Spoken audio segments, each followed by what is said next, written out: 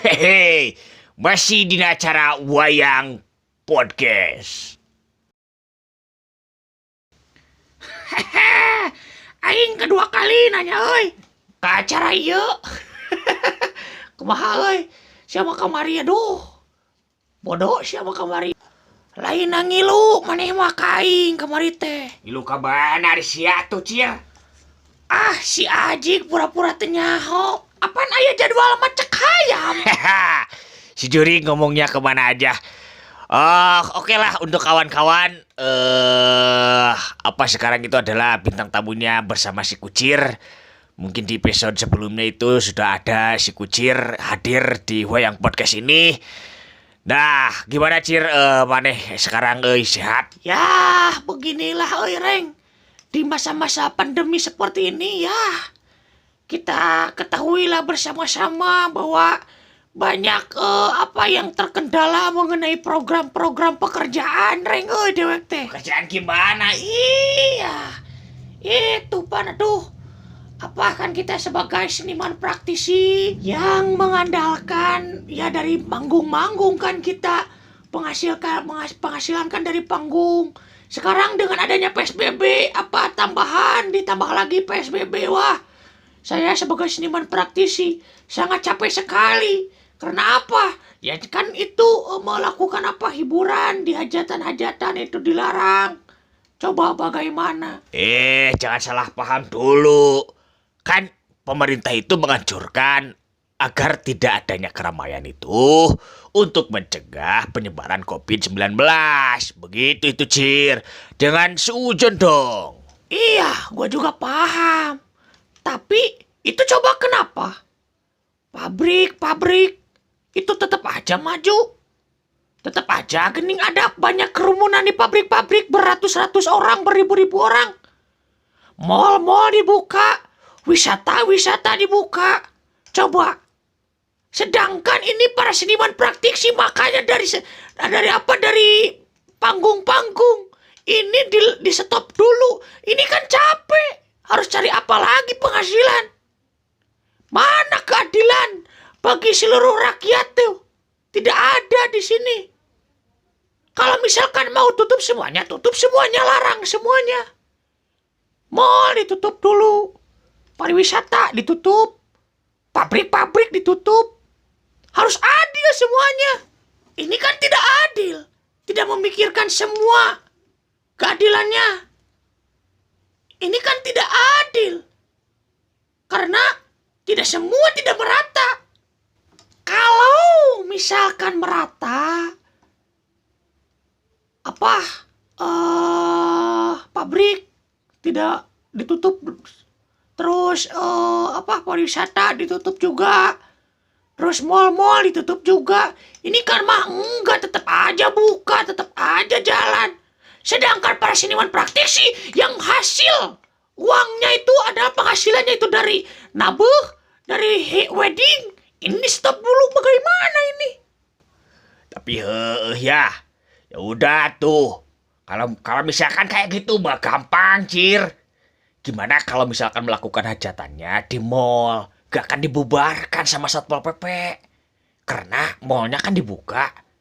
Apa ada diizinkan kan perizinan? Ya udah nikahnya di mall, kalau enggak di pabrik. Begitu. Gak akan dibubarin mungkin. Acan gening ayeuna wah, eta tingali dina sosmed banyak berita dan kabar korupsi di mana-mana. Coba kumaneh pikir, ayeuna aya kartu prakerja. Kudu diajar nyeun peuyeum geus kudu mayar 600.000. Geus we dinten aing gratis. Boga 100.000 ge bisa di dahar bebarengan loba-lobaan jeung keluarga.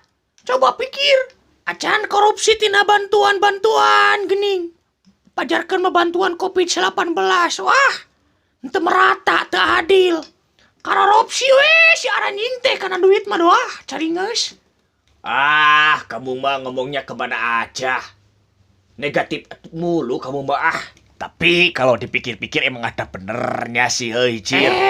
Ari kamu, ini makan fakta yang terjadi. Belum lagi bencana di mana-mana, coba pikir. Contohnya aja di Kabupaten Garut. Itu gunung yang dileles terus aja dikeruk. Diambil pasirnya. Merusak ekosistem yang ada di gunung. Nanti itu efeknya apa? Bencana akan longsor. Tidak ada serapan air, akan banjir. Aduh.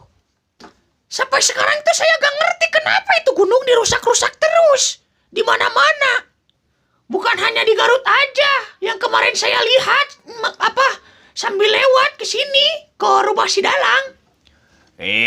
Bagus dong kalau misalkan gunung dikeruk itu bagus. Diambil pasirnya, lalu pasirnya itu dijual, kan menghasilkan uang. Tah itu yang saya nggak setuju. Demi mendapatkan uang yang banyak, rela merusak ekosistem, rela merusak gunung si anjing goblok teh. Uluh. Jangan kasar dong, Cir. Dikasih lembut, tetap aja melaksanakan, berdegong, tidak mendengar, tetap aja. Coba ini dengan berkata kasar, siapa tahu mendengar, siapa tahu tersentuh. Dikasih kasar mah bukannya tersentuh, malah ngamuk dan nafsu yang ada. Bodoh amat. Erek adat-adatan mau ngamuk mau gimana juga. Dah geus pugu salah anjing. Belum lagi sekarang coba pikir. Gimana ini anak-anak generasi muda dibodohkan. Diperintah disuruh menjadi orang yang bodoh. Melalui dengan cara, yaitu caranya agar sekolahnya itu di rumah masing-masing. Kan kalau misalkan tidak ada pengawasan dari guru, dari orang tua, tidak adanya bertatap muka dengan guru, ilmu itu istilahnya historis. Untuk mendapatkan ilmu itu kan harus ada pendekatan. Ini kan dijauhkan. Coba pikir. Ya, karena kan lagi masa-masa pandemi seperti ini harus jaga jarak. Itu maksudnya, Cir. Ngerti gua juga. Coba kalau misalkan jaga jarak di sekolah. Kalau misalkan satu kelas itu kan misalkan ada 30 nih. Di 15 orang. Di sesi siang atau sesi pagi. Itu kan bisa. Terus aja terbodohi dengan politik-politik. Dan sebenarnya ini corona itu memang ada. Tapi ini dijadikan politik. Ditunggangi penyakit ini untuk politik. Politik jual beli, politik dagang. Dan secara tidak langsung, ini akan menjadi kebiasaan ke depannya. Sekarang itu rakyat sudah tidak bodoh lagi, bro. Tidak mudah untuk dibodohi. Jangan menjadi pancingan bagi rakyat ini. Takutnya nanti ada pemberontakan dari rakyat. Itu yang saya jaga. Saya itu takut kalau misalkan terjadi hal yang seperti itu. Itu yang saya takutkan. Ya, harus gimana lagi kan? Kita itu harus mengikuti anjuran-anjuran pemerintah yang sudah memberikan anjuran atau untuk kebaikan keseluruhan, bukan pribadi. Jadi ya ikuti aja anjuran-anjurannya. Paham, Aing paham. Kalau mengenai hal itu saya juga paham. Aduh, pokoknya gimana ya? Saya tuh pusing lah. Mendengar, melihatnya. Terus saya perhatiin juga. Sekarang waktu gimana ya, pusing lah. Ya udah, tinggal ke toilet aja kalau mau ngising. Pusing, goblok. Lain hayang ngising, ari sia. Paham lah. Tuluy. Sekarang handphone, gadget tanpa kita sadari bisa melenyapkan dan merusak generasi bangsa. Contoh, dengan adanya handphone melenyapkan wartel, dengan adanya handphone melenyapkan warnet, dengan adanya handphone orang-orang menjadi autis dengan handphone, mental jadi jelek. Ide kreatif inovasi, kreativitas tidak tumbuh. Kurang-kurangnya ini kalau tidak diperhatikan, wah kedepannya bisa bahaya ini. Kalau misalkan tidak bisa memakai sesuai fungsinya. Tapi iya ya, kalau dipikir-pikir, kalau misalkan tidak sesuai dengan fungsinya, itu bisa merusak. Ya, mental kebanyakan sekarang itu anak-anak itu tingkat kreativitas dan inovasinya itu sangat berkurang, beda dengan zaman dahulu. Orang-orangnya kreatif, orang-orangnya berinovasi, maka bisa menghasilkanlah salah satu karya dari hasil inovasi dan kreativitas itu karya intelektual.